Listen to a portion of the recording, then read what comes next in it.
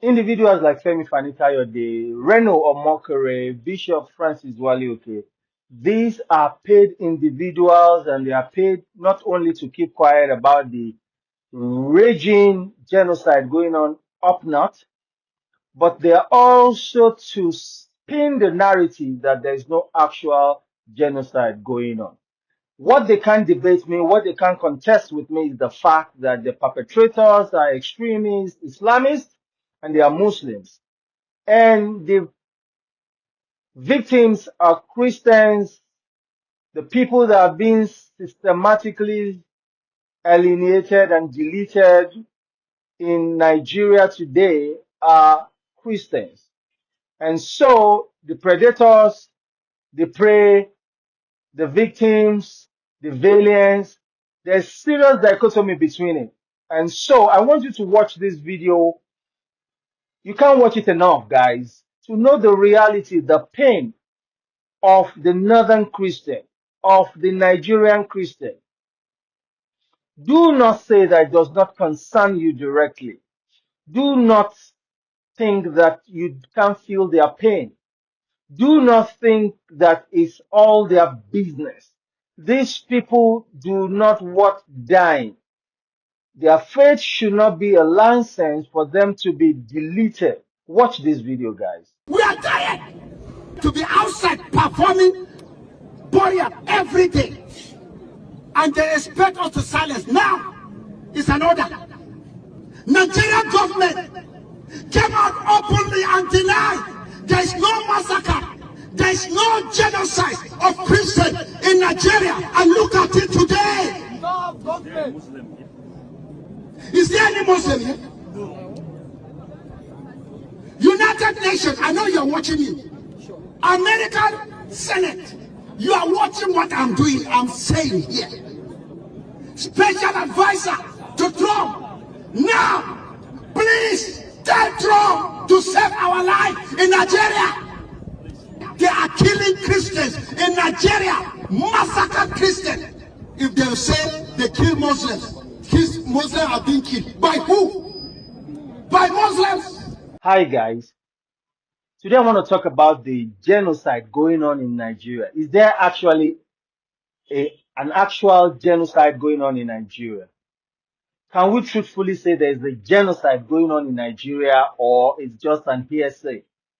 Is it just some kind of religious violence going up in the north? Are Christians directly targeted in northern parts of Nigeria? Even in some southern states, look at what happened in Ondo State the other day. Over 40 worshippers were killed and massacred in one day at a single event in a single church. What is the reality of the Christians in Nigeria? Why does it take a foreign news outlet, foreign individuals in the United States of America, certain politicians to voice out on the impending precarious situation in Nigeria before it gains global attention? What has happened to the clergymen that we have in Nigeria? The oratorical Tunde Bakari, the Wale Oke, the Sam Adeyemins, the Pastor E.A. Adeboyes of this world. What has happened to the fact that they all remain silent while a lot of Christians are being massacred, up north especially? If I want to be honest with you, before my elder sister was kidnapped, tortured, and raped, I would have thought raping and kidnapping and systematic killings were not the realities of the day to a Nigerian. I would have thought that it's not a big deal. I would have thought that since the apple has not fallen close home, it's none of my business. It's the business of the northerners. But the truth is, there's actually a targeted systematic killings of Christians, especially in the northern part of Nigeria. There's a systematic targeting of Christians, I repeat, in the northern part of Nigeria. There is an actual genocide going on up north. And the fact that it has not gotten to the South, many of us are relaxed. But injury to one is injury to all. Injustice to one member of the community, injustice, targeted killing at one Christian anywhere on earth is a targeted killing to all Christians on the face of the earth. And so it's very, very important that we call a spade and not an agricultural implement. What is happening in the northern part of Nigeria is pure genocide. Now, many of the times the argument has been that these extremist Islamic activists or terrorists are also killing Muslims. That is the truth. Many times they also kill Muslims, but then the 98% of their victims are Christians. And when certain Muslims refuse to collaborate with them, cooperate with them, they also kill them. And then I must commend those Muslims who stand for the truth, who refuse to be part of terrorism. But one thing that we have to align properly is the fact that the people killing these Christians, especially up north, are Muslims, radical Islamists. We also understand that we need to speak out when a matter relates to us. I'm calling on all Muslims to speak out. This is not an attack on Islam. This is just speaking truth to power. If there are certain elements in the Islamic faith trying to bastardize and create a demonized version of Islam, you all need to speak up. And so let's not side with evil. It's very, very pertinent at this time. Sexual violence targeted at Christians up north, genocide, ethnic deleting, religious deleting of Christians is not acceptable. Injustice in any part of the world is injustice to all. Something is happening in Darfur, in Senegal, in Sudan. We cannot afford to keep quiet. If you're not ready to stand for anything, you fall for everything. We need to make our lives count. We cannot all be cowards.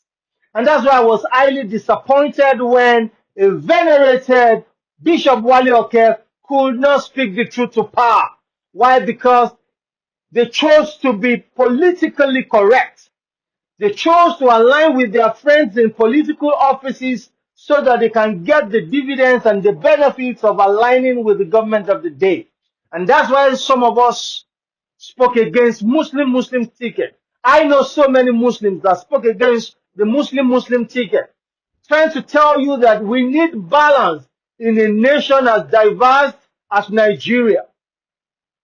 And it's so shameful on the part of our news outlets. The report of genocide was not propagated, was not exemplified, was not broadcasted, did not get enough traction from our broadcast channels, our TV stations, our radio stations. It took foreign journalists, politicians, advocates, human rights activists outside the shores of Nigeria to give voice, to lend voice, to give traction and engagement to the topic of genocide in Nigeria. It's pathetic, it's sad, it's heartbreaking.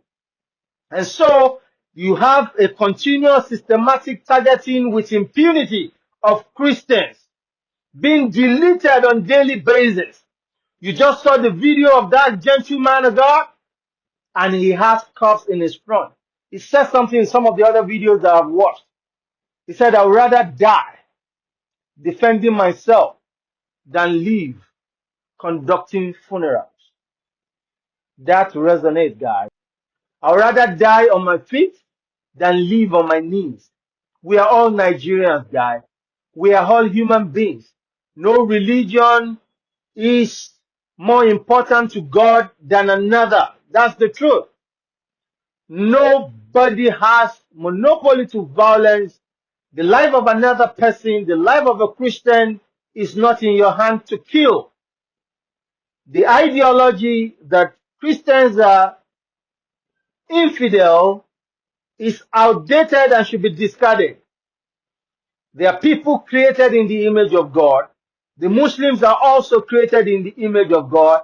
And humanity is the common unifying factor that we should think about. And we should stop indoctrinating our young ones to hate the other religion or other religions of the world. And I chose to lean my voice against the genocide going on in Nigeria. And I say, shame on the individuals like Femi Fani-Kayode, like Reno Omokri, who, for the bread of today, decide to put their names negatively and permanently in the archives of history. Some of their names will become an abomination in the grand scheme of things. Their children and grandchildren will not be able to, with joy, say, I bear those names. Till I come your way next time, my name remains Akintoye.